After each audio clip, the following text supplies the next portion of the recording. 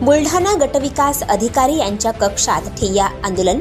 देऊळघाट ग्रामपंचायतमध्ये भ्रष्टाचार केल्याचे उघड। निलंबन आदेशाची प्रत देत नसल्याचा आरोप।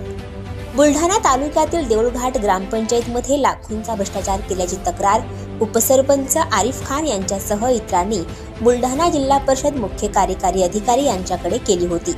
या तक्रारीची दखल घेत चौकशी समिती स्थापन करून चौकशी करण्यात आली असता त्यात आरोपात तथ्य आढळल्याने देऊळघाट ग्रामविकास अधिकाऱ्याला एका आदेशान्वये निलंबित केल्याचे समजते। परंतु सदर निलंबन आदेशाची प्रत तक्रार करताना देण्यात आली नाही।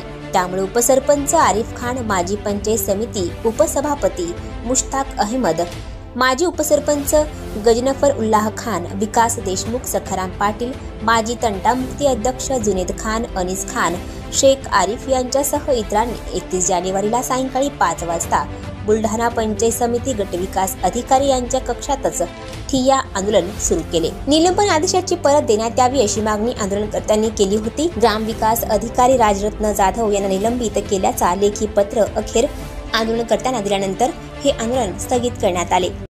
मी जुनेद खान, फखरुल्ला खान, राहणार देवलघाट। आम्ही देवलघाट ग्रामपंचायतची आरिफ खान, हबीब खान उपसरपंच व आम्ही इतर लोकांनी भ्रष्टाचाराची, त्यांनी गैरकायदेशीर पैसे काढले अशी तक्रार केलेली होती। त्या तक्रारावर पंचायत समितीच्या स्तरावर चौकशी झाली। त्या चौकशीमध्ये आरोप सिद्ध झालेले सरपंच आणि सचिवर त्यांनी शासनाचे पैसे काढले। त्यावर गट विकास अधिकारी यांनी ग्रामसेवकला निलंबित केले अशी कारवाई केलेली आहे। कारवाई करायला 2 दिवस झाले, परंतु आजपर्यंत आम्ही वारंवार मागितले, त्यांनी सस्पेंडचा आमच्या हातात आजपर्यंत आदेश दिलेला नाही। त्या आदेश आम्हाला मिळावा या उद्देशाने आम्ही गटविकास अधिकारी यांच्या कार्यालयात आज रोजी ठिय्या आंदोलन केलेलं आहे। आणखी नवनवीन व्हिडिओ पाहण्यासाठी आताच आमच्या स्टार टीव्ही 9 चॅनलला सबस्क्राईब करा, लाईक करा, शेअर करा। Bureau report, star TV 9 Buldhana.